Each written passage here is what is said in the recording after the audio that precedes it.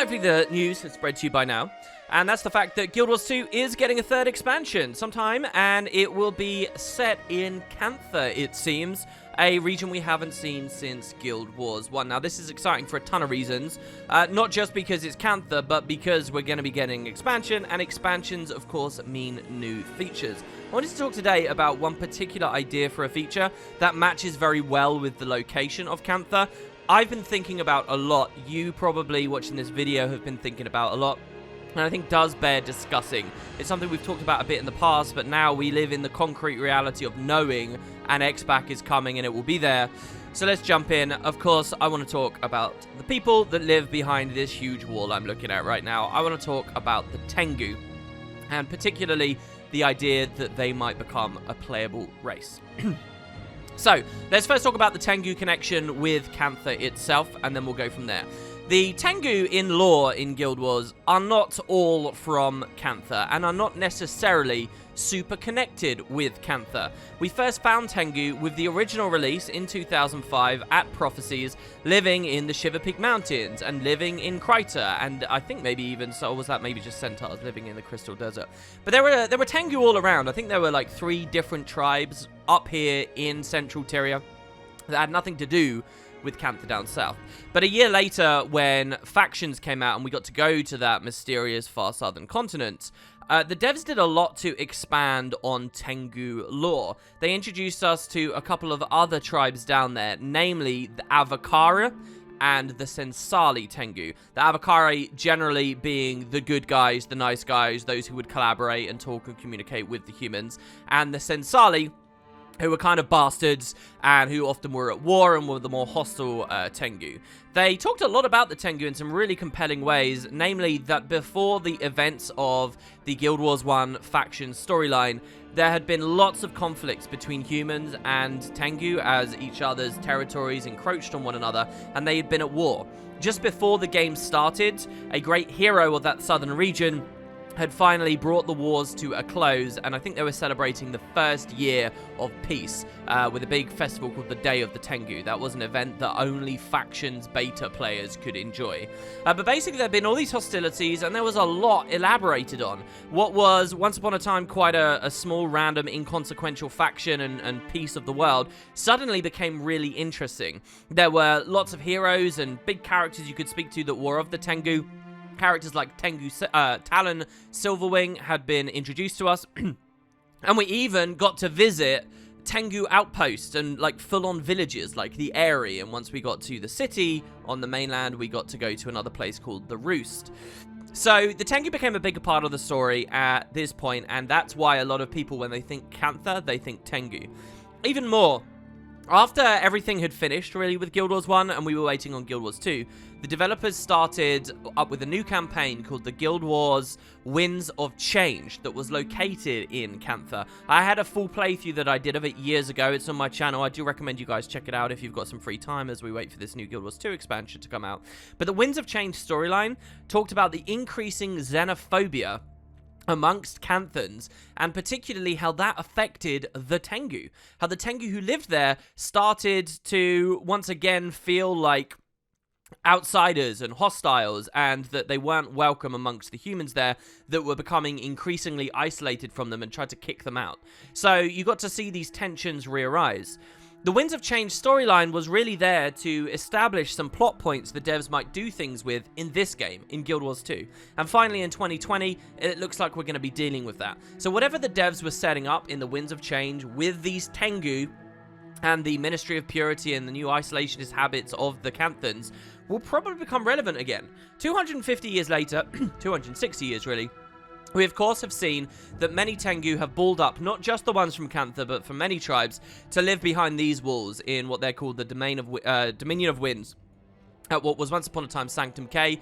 The wall runs all the way north here, it runs all the way across here, the south of Kessex Hills, and we as players have never got to see what's going on in there. You got to see it connect a little bit up here at Lion's Arch, and during the events of Season 1, you could see the Tengu were unashamedly firing on Scarlet's armies and keeping themselves safe and not taking refugees in.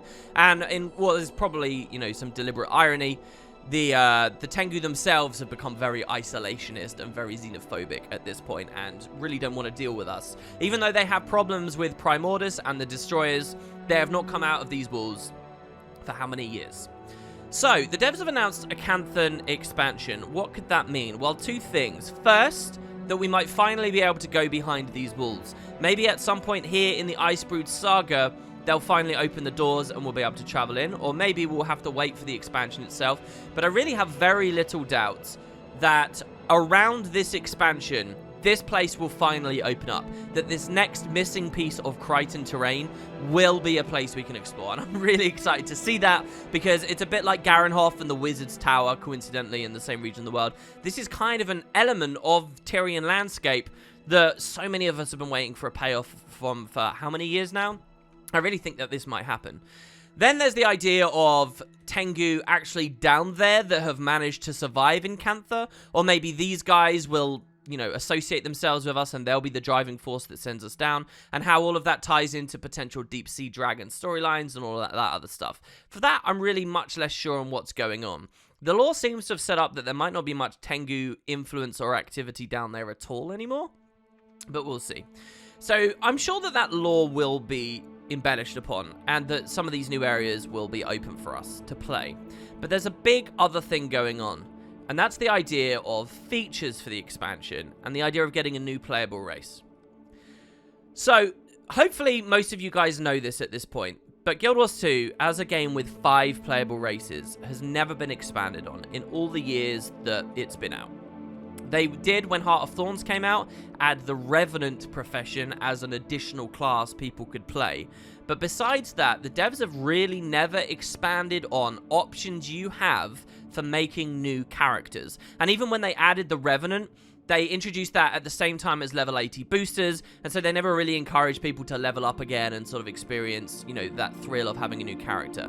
One thing that the devs have always missed out on with all their Living World releases, both the expansions they've did, is really encouraging people to start from day 0 and progress forwards. Maybe you find that antithetical to the idea of what Guild Wars 2 is all about, and that's why the devs have never done it. But I've always felt like that's a powerful thing for getting new blood into the MMO and making it feel like a place that people should move to. For example, let's say you've got a friend in real life that has never played Guild Wars 2, has never got into it, and is now hearing that this new Canthan expansion's coming out. Well, how likely are they really to get into it if they feel like it's an MMO they know nothing about, and everyone's already at endgame, and all the old stuff is going to be rubbish, and all the original leveling stuff is going to be rubbishing? Why would they want to join, right? So, I think that having a new playable race is a good idea for an expansion, because then you can say to your friend, hey, don't worry, they're adding the Tengu for us to be able to control, and guess what? Everybody's going to be doing it all at once. You're not caught behind anymore. Everyone's going to be leveling back up to 80. Everyone's going to have that opportunity to make a new character. And if you play this expansion, you can play a Tengu with them, and you'll be able to level amongst lots of other people in some new early zones. I've always thought that would be a very powerful thing. Obviously, when they added the Revenant, they never really did this, because the Revenant wasn't associated with one race. It didn't have one area of the world that you could go to. It didn't have its own city or its own story. And so people just boosted, and it didn't really have a net effect. But now that we're going to Cantha, I feel like that could be a real opportunity for the devs, and we may finally be able to play as them. So tabling that idea, I think, is really important, and I'm sure the devs must see the benefits of it. The question is, will it actually happen? I think that being able to play a Tengu is going to be a great thing, not just because it would be exciting to be a bird person and finally have a 6 playable race, but because it could genuinely be really healthy for people's outlook and perspective on this franchise. But can the devs pull it off? That's another question altogether. Guild Wars 2 is in kind of an exciting place at the moment right now, I think, where a lot of things I believed wouldn't happen do seem to be happening. The Visions of the Past mechanic that they've introduced and are talking about seems way bigger and more expansive than before. We're dealing with the Eye of the North, we're dealing with bonus mission pack style stuff. Icebrood Saga itself is still getting lots of regular updates. A whole new expansion has now been announced. So maybe these boundaries aren't as strict as I thought they were, but I'm still a little bit cynical. If they're going to add a new playable race to Guild Wars, you guys need to understand just how difficult that would be for them to do. We're talking about an awful lot of voice acting potentially having to be implemented retroactively for old stories. So I don't think they'll ever do that. If we do get the Tengu, don't expect to play it, I think, through core Tyrian stories. Don't expect to be the commander that went to Claw Island and, you know, dealt with Zaitan, and then it went to Heart of Maguma, and then went and did all the Elonan stuff. If we get the Tengu, I think it will be a totally new origin that does synchronize and connect with the main commander that we've all been playing so far, and both characters will be treated as the same going forwards. But I really don't think there's any way that the devs would ever offer a new race that has, you know, thousands and thousands of lines and hours and hundreds of hours of dialogue that they need to record with new voice actors, male and female, for all the different localization languages that they've done. It's just a pipe dream. The devs will never do that. That's hurdle number 1, and I think if we're going to get the Tengu, you will not see that they implement it that way. Hurdle number 2 is the one that people talk about more often, and that's armors, right? So if you're going to add the Tengu as playable, they need to hook up all the armor and gear that we currently are used to wearing to them. That's every gem store outfit that they've done. That's every random little piece of equipment that's flooded into the game over however many years. You guys have seen how huge the wardrobe is now. Even with the 5 races that they currently juggle, sometimes they have clipping issues, namely the Char struggles more than anything else. Sometimes they're lazy, and like the Asura stuff is basically just small human stuff. And you're asking them to not just retroactively add all of those armors, but you're asking them to do it forevermore going forward as well. Add to the workload going forwards. So if they did it, I think you'd have to find the number of armor equipment choices a Tengu character has is much lower. There's another side of this as well, and that's player animations. So obviously we have combat tonics in the game, right?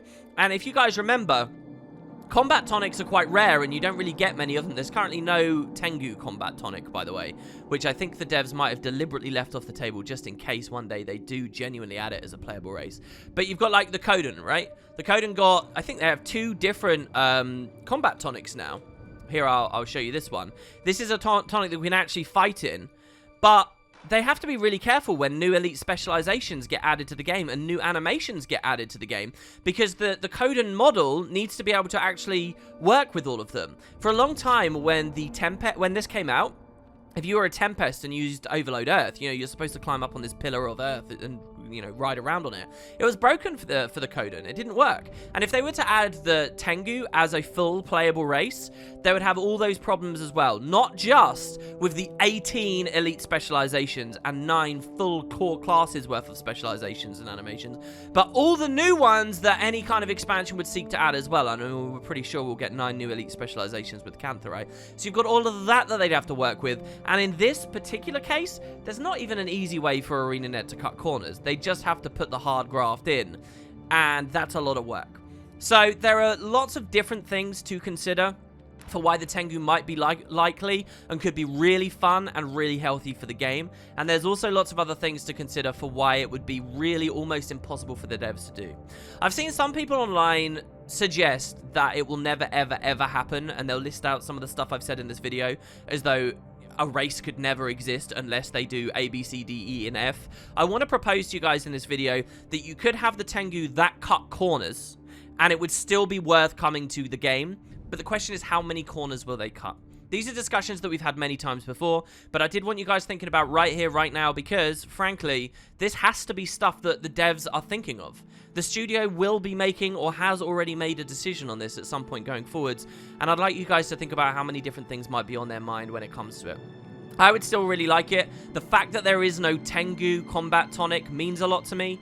The fact that when the game came out years ago in the art book, they did confirm that they have 5 playable races. They were originally thinking of 6 for launch. They were thinking of announcing 5 playable races, and then a 6th one might have been like a surprise one. Oh, the Tengu are in the game as well.